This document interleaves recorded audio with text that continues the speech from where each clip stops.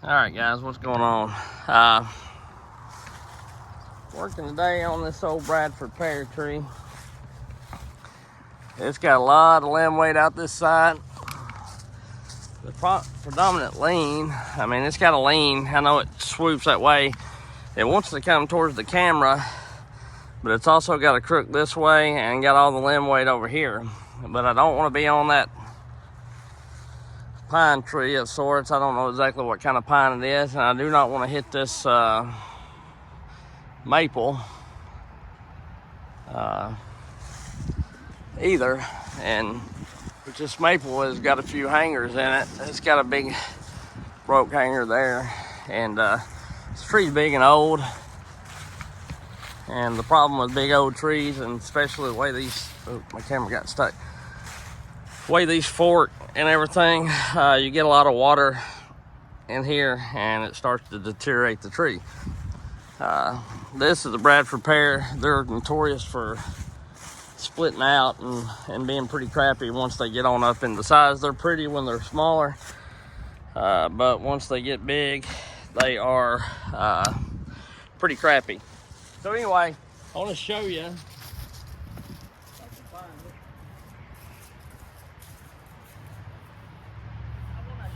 How I kind of measure and get an idea of where a tree is going to land, knowing my space, you know.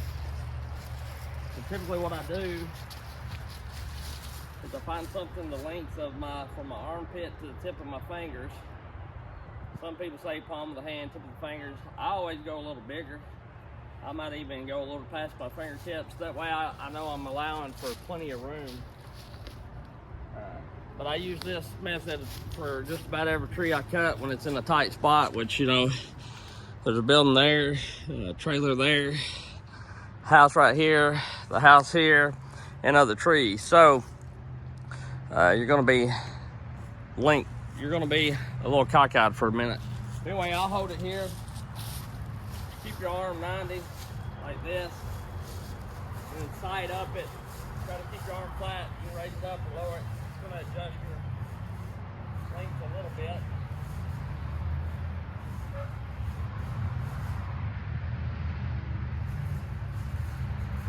The way I got this block, it's very tip top.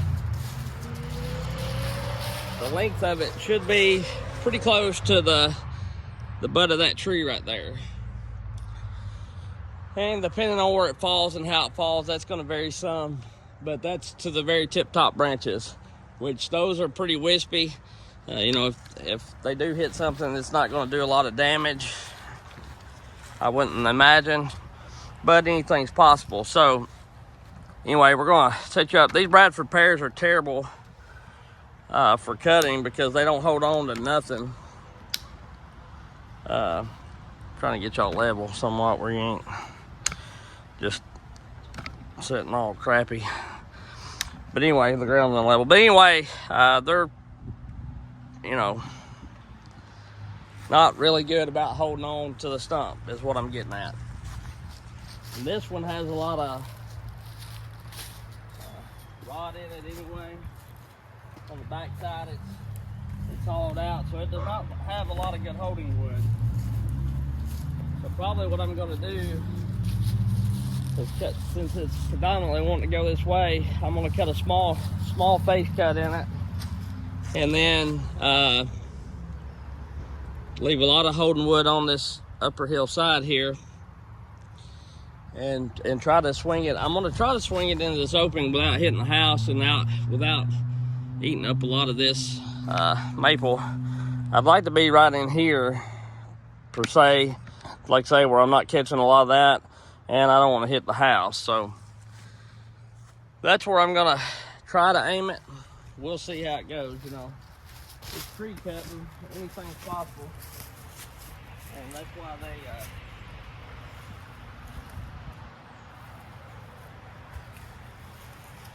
why it's always good to have insurance, you know.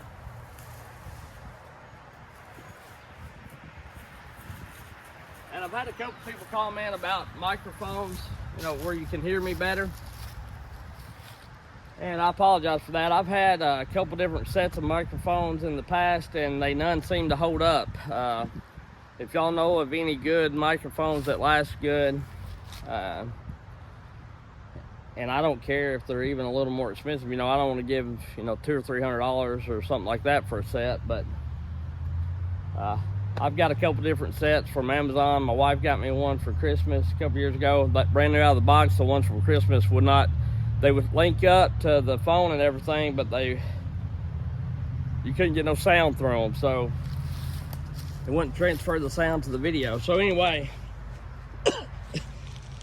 you know, it just is what it is. So I'm gonna be running the 500i, 309 500i. I put a different chain on it. It's got a steel chain on it that's sharpened up real good, but it's nearing the end of its life, so it don't have a real wide cutter tooth on it.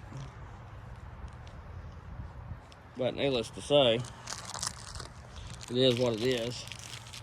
I've got wedges. I don't think I'll need them. I got wedges in my tractor here in case. I don't want to be on nobody's building and I don't want to be on nobody's house. So if I was out in the middle of the woods cutting, I cut totally different, because at most you're messing up another tree or whatever, maybe on somebody's property line, which is not ideal. You don't want to do that, but it's not as bad as clobbering where somebody lives, you know. So anyway,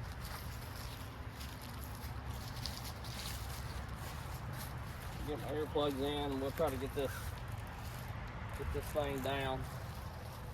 And I may run a variety of different saws here, I don't know. We'll see how it goes. Like I say, it's got crappy hinge wood and all that. It's just not a huge tree. I mean, it's at the base of it, it's bigger, but once you get up past that, right into there, it's probably 15 or 16 inches, maybe 20 at the most, but 18 or 20 at the most. But it's not real big. Down there at the base, it's probably a couple feet. But it's not a huge tree. But this wood is pretty heavy. It's a pretty dense wood. Of course, it's green. You can still see the leaves on it. It's a pretty heavy wood. But anyhow,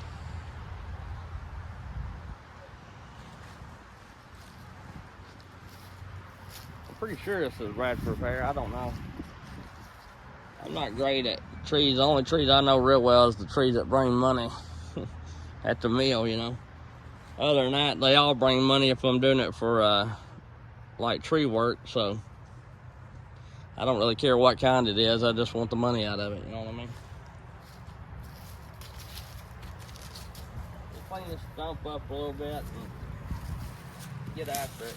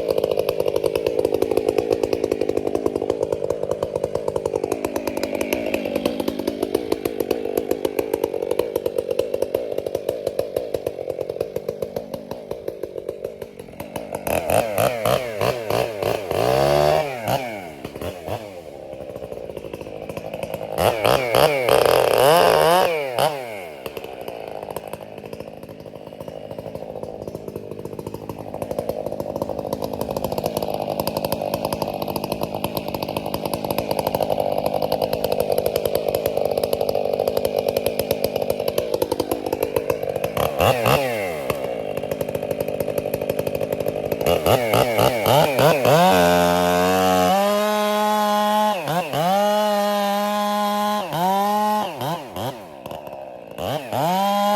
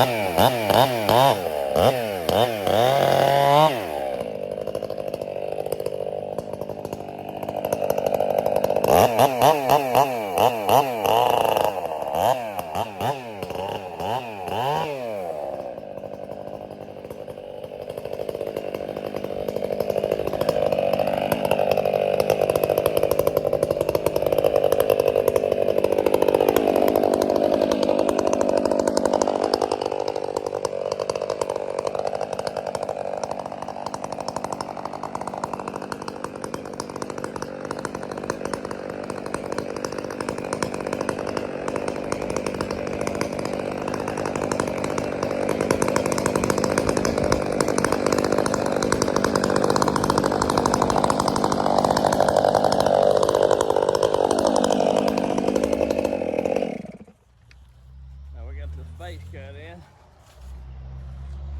We'll come around to the back and try to lay it down. If it don't pull any, I may be a little too close to the house.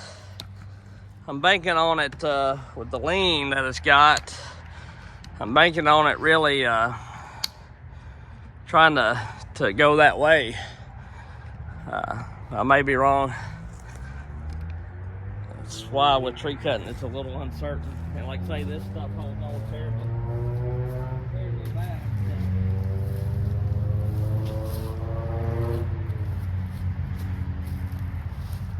It may be a bad deal.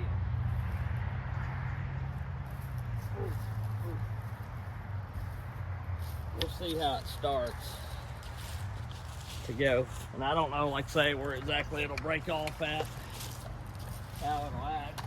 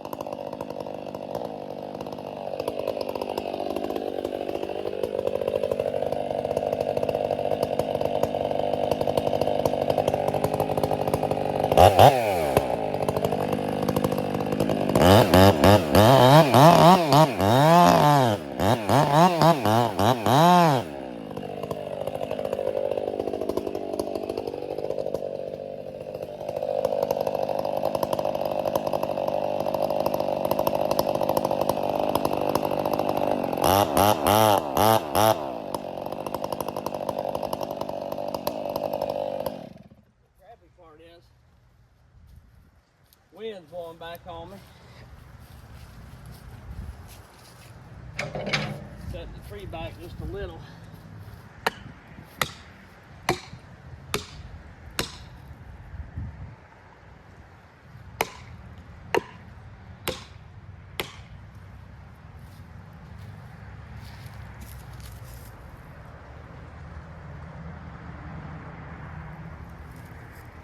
It is what it is.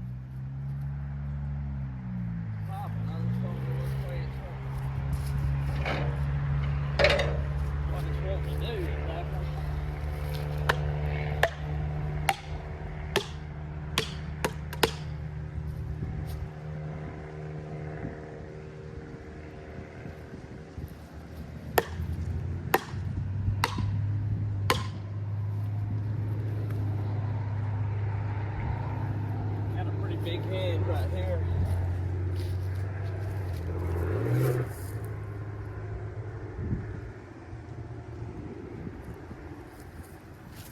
Probably could go a little more.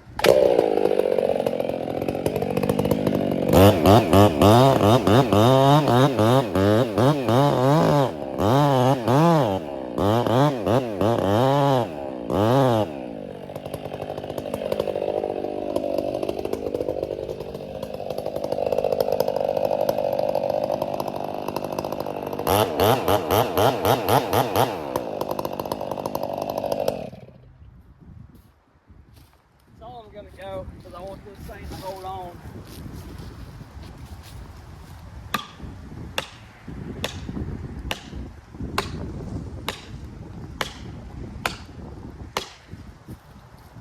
Most of it will. I'd say the wind's blowing back at me terribly bad. I probably could cut less hinge, but I want to try to keep it on the stump as long as I can.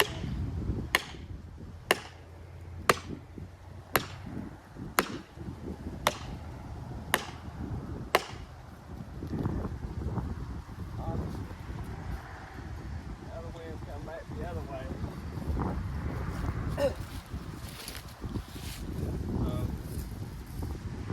Depending on how long this holds on.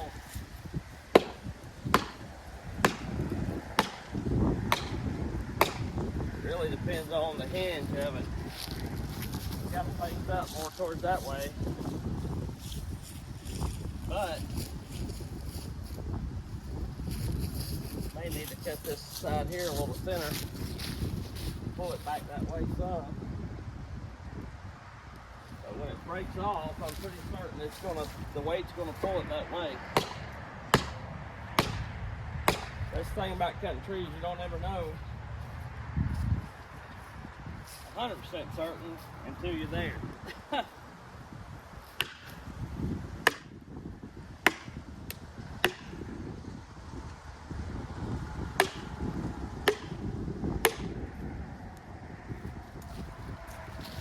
most definitely rather be in some of them other trees than into the house. So.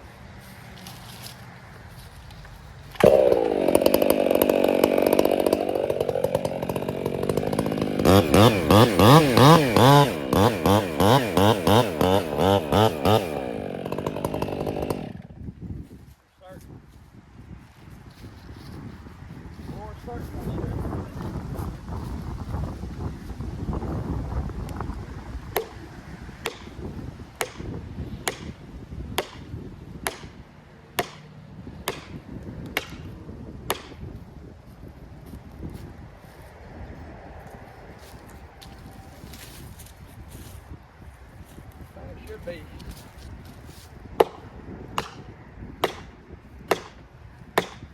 Going. Honestly.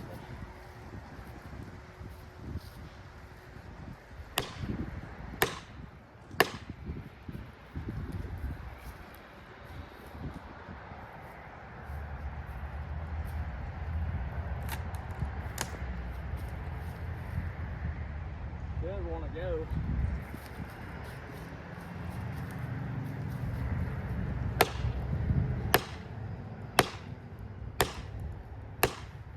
I know there's a lot of people saying, why don't you just take your tractor and push it? Well, I could do that. My thing is, I like to practice different things in different times, so if there's ever a time I can't get my tractor or rope on something, I kind of know how it acts. I've not cut a ton of these Bradford pear trees that's in a bad way, you know what I'm saying? So they're normally smaller and not a lot of hazard to them. So I want to know how this wood holds on.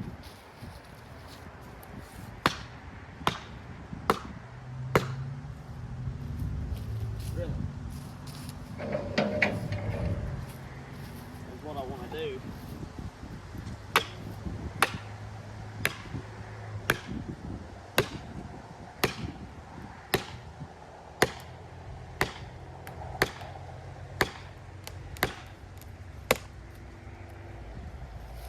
Start to break.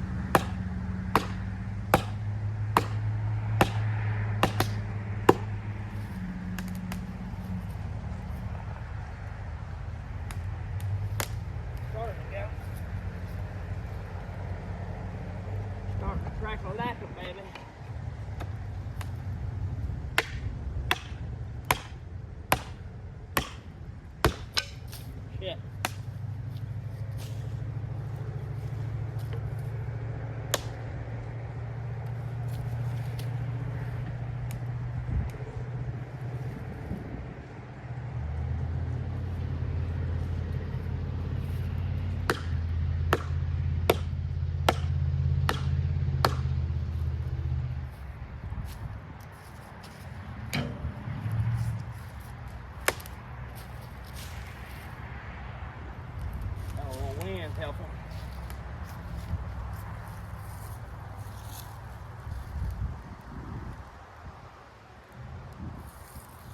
Wood's holding on a lot better than I've seen in the past.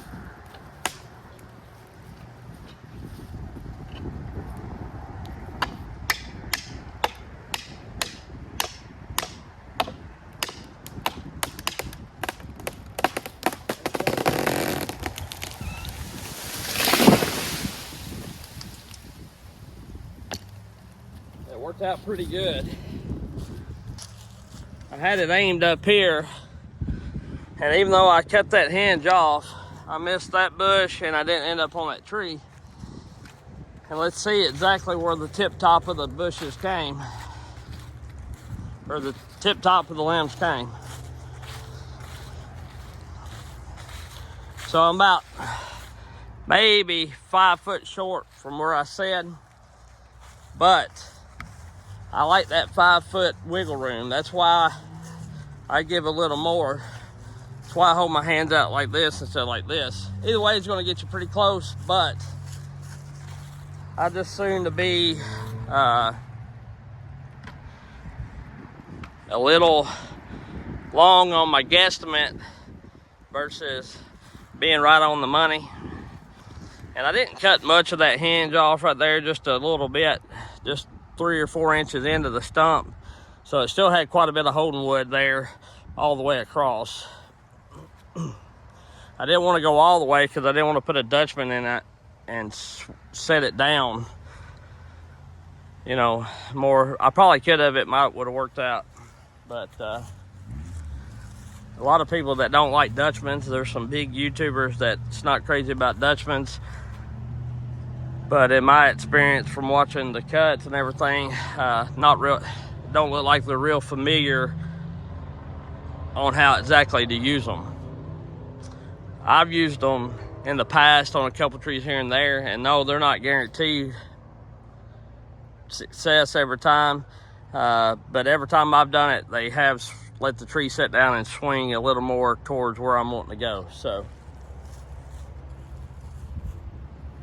big tree down. I'm gonna work this limby bastard up and try to get it to where I can do it to it.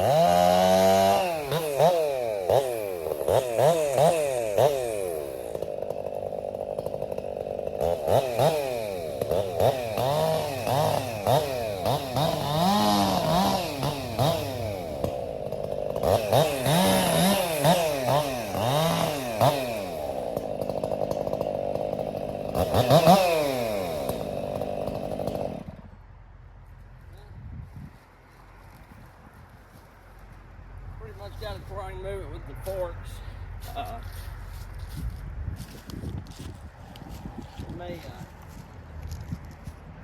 I'll move this and then I'll bring y'all back for some more cutting on some different saws. I'm still running the steel saws and whatnot, getting them going. So anyway, I'll bring y'all back shortly.